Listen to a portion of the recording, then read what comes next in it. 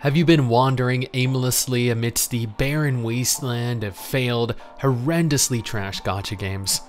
It's okay to admit it, we're all friends here. New gacha games release every single month, and very few of them ever acquire any type of long-term success, which in turn has led you here, hoping I can tell you which gacha games everyone else is playing. Because if psychology has taught us anything, it's that if other people believe something is good, it's likely to positively influence your perception of it as well, leading you to potentially enjoy it more than had other people claimed that it wasn't. With that in mind, this is not a list of what I believe to be the best gacha games of 2022. On the contrary, this is a list of the most played and highest earning gacha games. These statistics are fact, not swayed in any way by an outside subjective opinion. Before we go any further, I just want to take a moment here to thank all of the absolute chads and chadettes that support this channel via Patreon. You're all freaking legends. Seriously, each and every single one of you. I would offer to give each of you a kiss, but I suffer from severe intimacy issues. Additionally, if you want to stay up to date with all the latest MMO, gacha, and gaming news, take a second here to follow Mrs. Stix and I over on Twitter. We tweet daily. We're not going to do this in any real particular order, as every month active players, new players, and general earnings differ quite significantly, largely based on what banners are running and what kind of promotion the studios are doing for their respective games. Meaning, games that made $50 million this month might have only made $20 million last month. We'll start this off with arguably the highest grossing and most played gacha game in the world right now, Genshin Impact. Genshin Impact is available globally and is playable cross-platform on PC, mobile devices, and PlayStation. It averages anywhere between 3 to 4 million new players per month and $80 million to $120 million across iOS and Android devices, with console and PC earnings not tracked in the same way, making it impossible to tally together every platform. Currently, the game averages tens of millions of active players every month. Genshin is a massive narrative-driven open-world action RPG. It features an astonishing number of different husbandos and waifus to recruit. It has a fully explorable landmass that is incomparable to any other game on mobile, challenging even console and PC games. And it is made by a studio that currently has more games in development than they have published. Next, Fate Grand Order. This is arguably one of the 3 most popular gacha games around the world, and it's understandable as to why that is. It is based on the Fate franchise. Fate Stay Night, Unlimited Blade Works, Zero, the visual novels that, well, cater to a certain demographic. It averages a couple 100,000 new players per month and $40 to $80 million. Grand Order is only available on mobile platforms, but still averages millions of active players per month. Fate Grand Order is a traditional chapter-based anime RPG featuring turn-based combat. There's no world to explore or any type of real exploration present. It has a very deep, complex narrative at times, plus you get to recruit husbandos and waifus from the Fate franchise. What's not to like? Next is a Japanese exclusive title, something that is admittedly quite rare, Musume. Musume averages anywhere from 300,000 to 400,000 new players per month and $50 to $80 million. It is currently only available on mobile platforms and once more, only within Japan, meaning its player base is highly limited. Well, you know what, actually, it did just expand into Korea in the last month and is targeting a global release sometime in the near future. With this expansion, the game is currently averaging a couple million active players every month, with potentially more very, very soon. Now, I don't think this game has any type of combat, right? Not from what I've seen anyway. It's not open world. There honestly isn't a whole lot that really warrants the numbers that it receives. It's a horse racing game. That's legitimately all the game is, but you know, with cute waifus. It's crazy what people are willing to play, which isn't to say that this is bad. I don't anticipate it necessarily being remotely close to that popular outside of Japan. Dragon Ball Z Dokkan Battle is a puzzle game based on the popular Dragon Ball intellectual property. Admittedly, I've never played the game, and I have no real opinion of it, but people seem to love it. Over 50 million downloads registered on the Play Store alone, millions of positive reviews. Dokkan Battle makes an absolute fortune globally. Not only does the game average roughly 1.5 million new players per month, but it also manages to pull in an estimated $25 to $35 million every single month, which is asinine given that this game released 7 years ago in 2015. Despite the game being 7 years old, there are millions of people logging in to play this every month.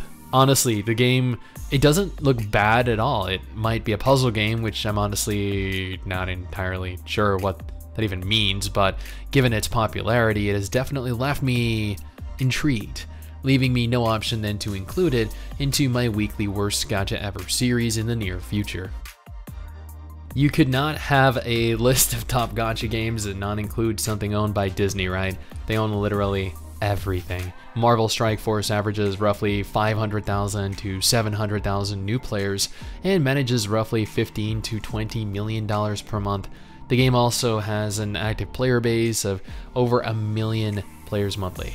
Marvel Strike Force is a traditional chapter-based tab target story-driven RPG, which is a mouthful, I know. There's no world to explore, but a surplus of different missions and chapters to push through. Honestly, as a fan of anime games, Marvel and Disney titles never really appealed to me. They never stood out because they lacked the assets that are typically found within gacha games that normally captivate me. Summoner's War advertises itself as one of the largest, most successful mobile RPGs in the world. And with over 100 million total players globally, that isn't entirely false. I'd argue it's not the most popular, but definitely one of. It averages a couple 100,000 new players and roughly $15 to $20 million globally per month. But given this game released back in the middle of 2014, over 8 years later, making more than 99% of new gachas released in the last year or two, that is a testament to its longevity. The game utilizes chapters and features tab target combat, although if I'm being entirely honest with you, I've never really liked the aesthetic of the game. I'm a little nitpicky. I know the several million active monthly players probably disagree with me though. Epic 7 is a game with arguably some of the hottest waifus in any gacha that I've played, and arguably utilizes some of the best character physics. If you've played it, you know what I'm talking about. If you haven't, well, then if you do, you'll know exactly what I'm talking about. This game averages a couple 100,000 new players and $5 to $10 million globally per month, with roughly 1 million players logging in to play monthly.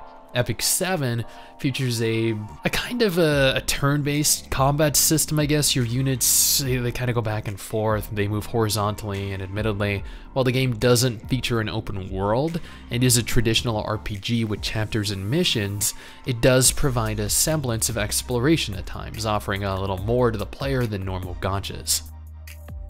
Here's one that I've actually genuinely never heard of before, even despite it having tens of millions of downloads total, millions of reviews, and releasing way back in 2015, Star Wars Galaxy of Heroes.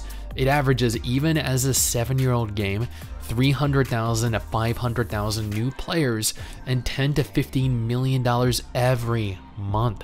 Somehow, after existing for the better half of a decade, there are still millions of players logging in to play this. Probably due to it being a tie-in to the Star Wars franchise, according to what I've found online. As remember, I've never heard about this game, or I hadn't until literally like 2 minutes ago. This is a turn-based traditional RPG. Any more than that, and you're really gonna have to either Google it or try it out yourself. But I mean, you know, if you enjoy Star Wars, this might be worth looking into. As a huge fan of the Fire Emblem franchise, I was genuinely shocked to learn just last month that there was a Fire Emblem Gacha game, Fire Emblem Heroes. Not only is there a Fire Emblem Gacha that launched 5 years ago, but it's also one of the 10 most popular gacha in the world. It averages a couple 100,000 new players and between $7 to $12 million per month.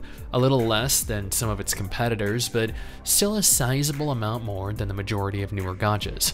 It's not really all too surprising that it still averages millions of active players per month globally. I think this is the only tactical RPG in this entire list, since Arknights didn't make it into the top 10. Much like traditional Fire Emblem games, you deploy units onto the field, you overwhelm your enemies, and you recruit cute Fire Emblem waifus.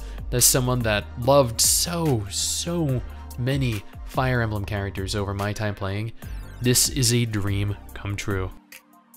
Now, if you told me that one of the most popular gacha games on the mobile platform also happened to be a game that you didn't even play, I would honestly look at you weirdly and then laugh. Because that's what I did when I learned that Lilith Games' AFK Arena is in the top 10 most played and simultaneously highest grossing gacha games globally.